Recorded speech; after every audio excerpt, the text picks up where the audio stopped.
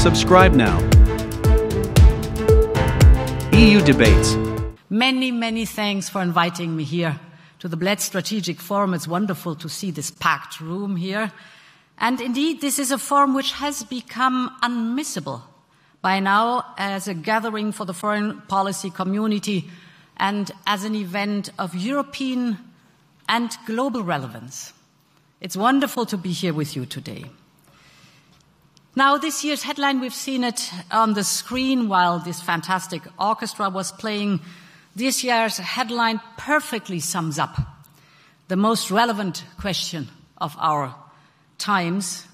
Will the rule of power replace the power of rule? And I believe that the answer to this question boils down to one line. It all depends on the power of democracy. It all depends on our capacity to uphold fundamental principles, to resist aggression, to protect our values and our friends. It is no understatement to say that the world has been watching our response to Russia's aggression very closely. The stakes are clear to everyone. At the beginning of this year, Russia and China have openly declared a so-called unlimited friendship. And only weeks later, Russia launched its war against Ukraine. Weeks later. The message couldn't be more explicit. So if we are to preserve basic principles, such as self-determination and the inviolability of borders, Putin cannot win this war, and Ukraine must win this war. This is absolutely clear.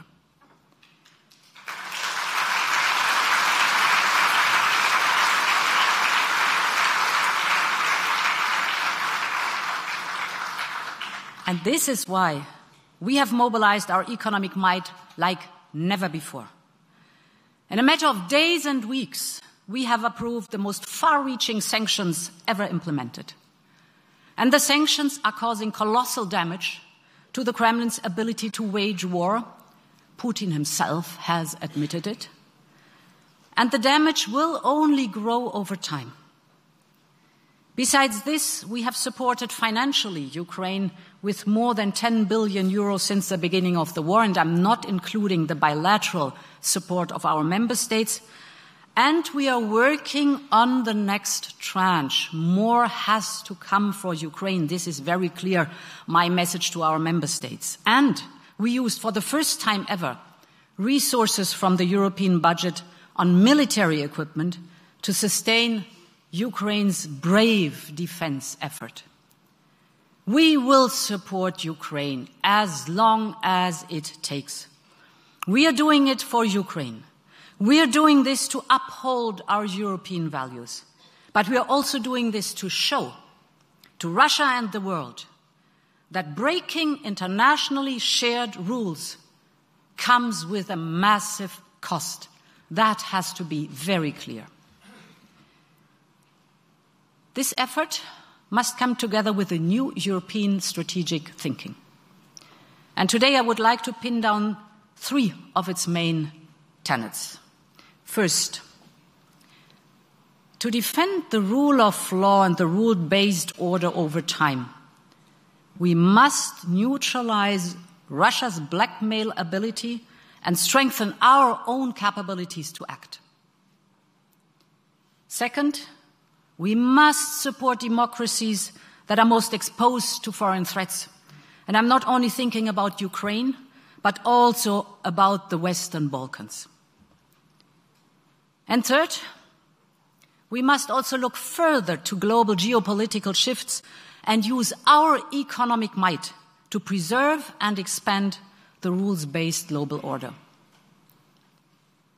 My first point means, primarily, ending our dependence on dirty Russian fossil fuels.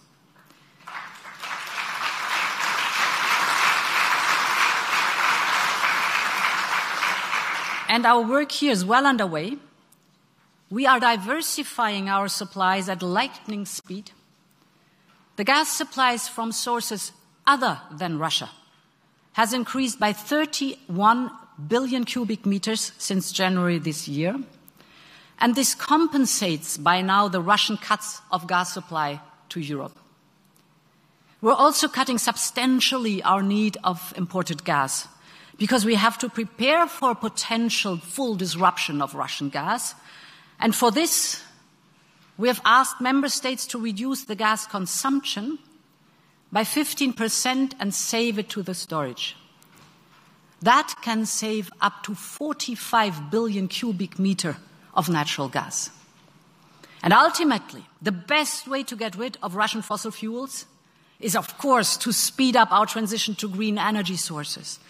Every kilowatt-hour of electricity that Europe generates from solar, from wind, from hydropower, from biomass, from geothermal or green hydrogen makes us less dependent on Russian fossil fuels. So invest in that. If you look at the facts, the evidence, today the price of wind and solar is cheaper than polluting fossil fuels. And that's why, with our REPowerEU initiative, we will invest together 300 billion euros to accelerate the green transition. For instance, we are now financing one of the largest offshore wind farms of the world in the North Sea. And tomorrow, I will be in Denmark to discuss exactly similar initiatives, a huge offshore wind farm in the Baltic Sea. So, ladies and gentlemen, my dear friends, the era of Russian fossil fuels in Europe is coming to an end. And with freedom from blackmail, will come greater power to defend global rules. That has to be our next strategic approach. Ending our dependency on Russian fossil fuels is only the first step. The skyrocketing electricity prices are now exposing, for different reasons, the limitations of our current electricity market design. It was developed for under completely different circumstances and completely different purposes. It is no more fit for purpose. And that's why we, the Commission, are now working on an emergency intervention and a structural reform of the electricity market. We need a new market model for electricity that really functions and brings us back into balance. And then we have to look, of course, beyond energy. The green and digital transition will massively increase our need for raw materials. Take lithium for batteries, or silicon metal for chips. Take rare earth to produce magnets for electric vehicles and wind turbines. Demand for them may double by 2030. And if you look at the European demand for lithium batteries, it is set to increase at an annual rate of 40% between 2020 and 2025. 40% rise per year, the demand.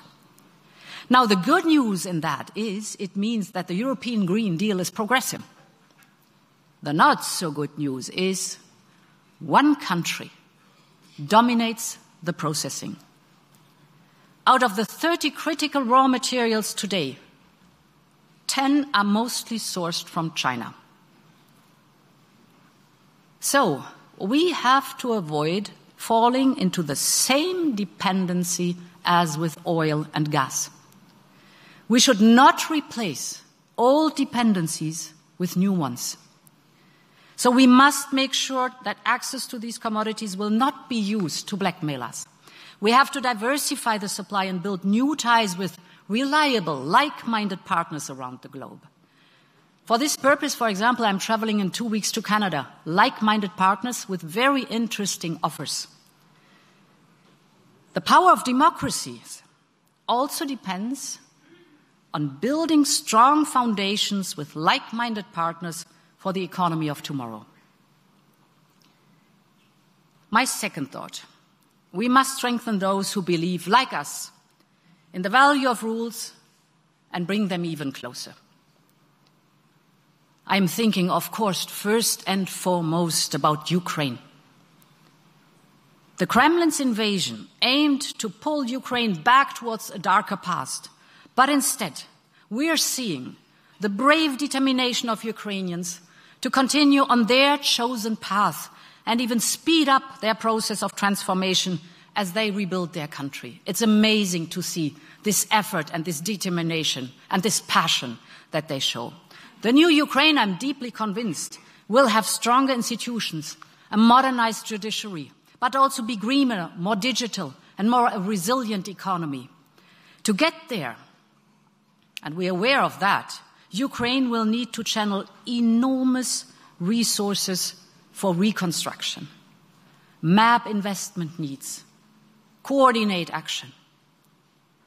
All of this in support of an ambitious reform agenda, so big tasks ahead of us.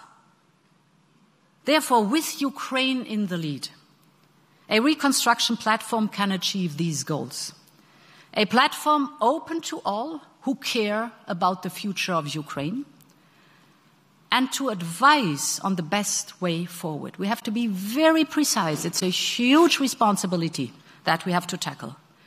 And therefore, to this purpose, Ukraine, together with the European Commission and the German G7 presidency, will co-host an international conference in Berlin on the 25th of October. We will bring together in this conference renowned experts, international organizations, think tanks, academics, but also, and that's very important for me, the private sector and civil society. Civil society, because the young people of Ukraine dream of a better future, rightly so. A prosperous, a fair, a green, a more democratic Ukraine. They are so right. A peaceful Ukraine, a flourishing Ukraine. And because the path of modernization, the path of democracy, is also the path that leads to the European Union, we are at your side and we want to support you in this endeavor.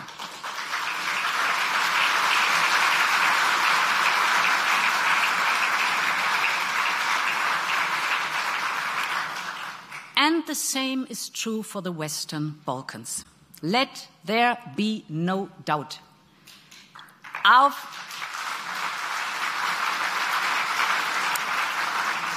friends from the Western Balkans are part of our European family. The Danube, the Adriatic and the Balkan Mountains have always been a link, never a border. Our economies are tied together after centuries of trade and travel.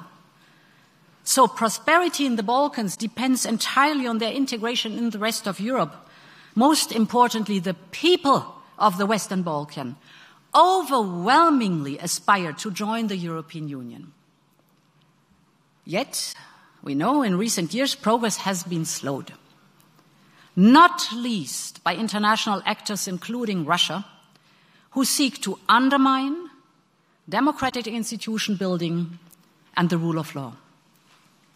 We have, as European Union, a clear strategic interest that all Western Balkan states keep advancing on the path towards European membership.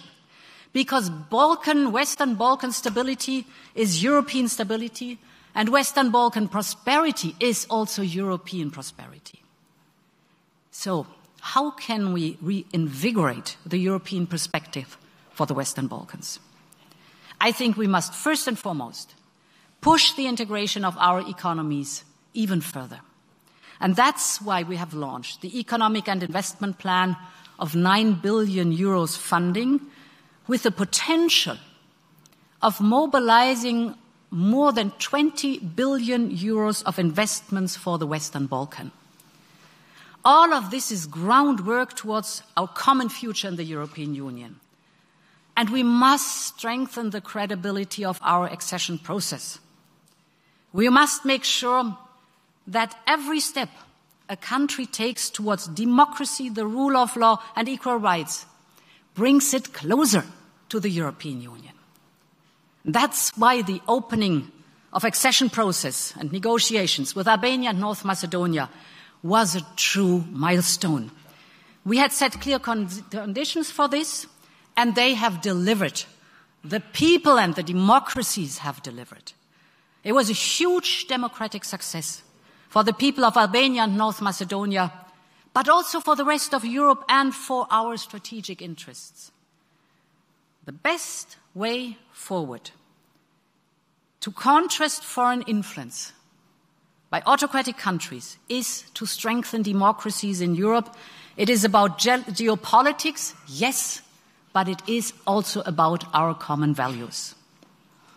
And finally, we must also look beyond Europe and beyond the geopolitics of our immediate neighborhood.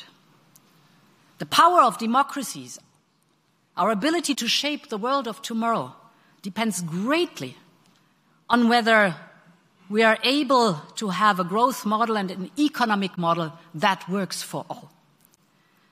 A growth model that is fit for the challenges of this century, starting with climate change and with the digitalization of all economic sectors.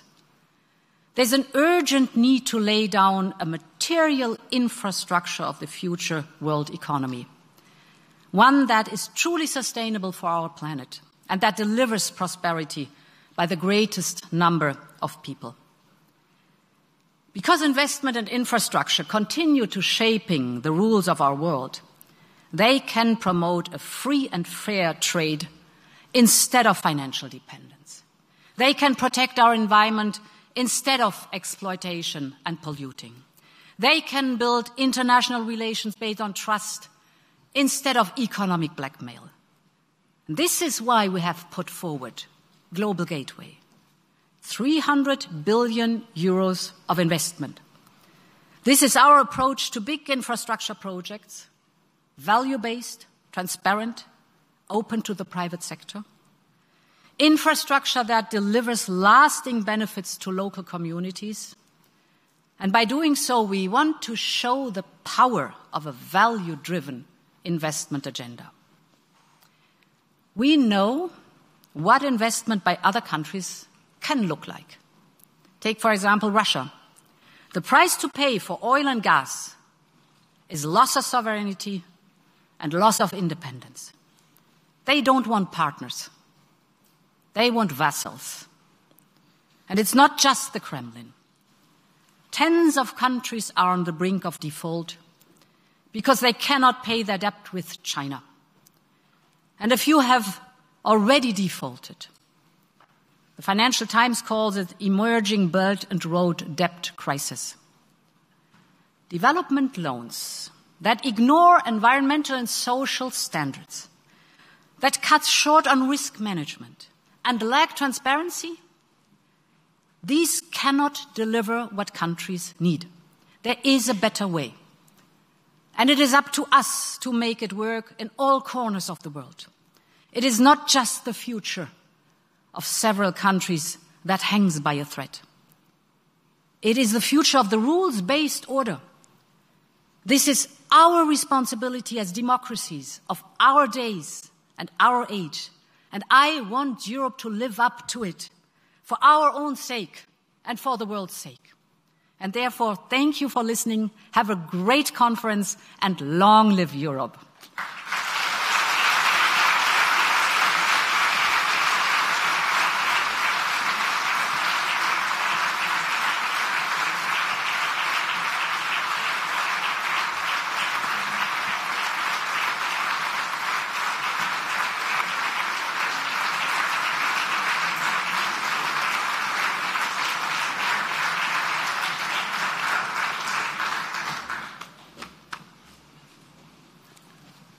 Thank you very much, Mr. President, and all the speakers.